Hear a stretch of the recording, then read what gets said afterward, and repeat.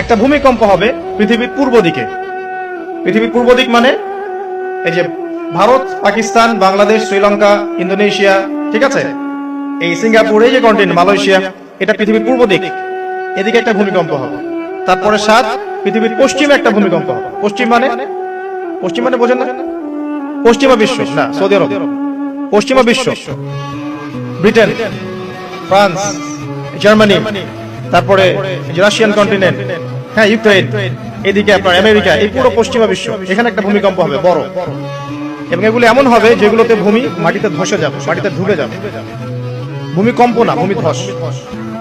8 পৃথিবীর মাঝখানে মধ্যপ্রাচ্যে একটা ভূমিকম্প হবে, যেখানে আমাদের সো কল্ড আমিরুল মুমিনিনরা থাকে, এদের এখানে একটা ভূমিকম্প হবে ইনশাআল্লাহ। 9 ইয়েমেন থেকে একটা আগুন বের হবে।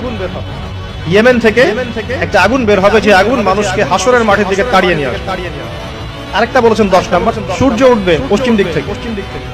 সূর্য উঠবে পশ্চিম দিক থেকে, তাহলে আর সময় নাই, পৃথিবীর সময় শেষ।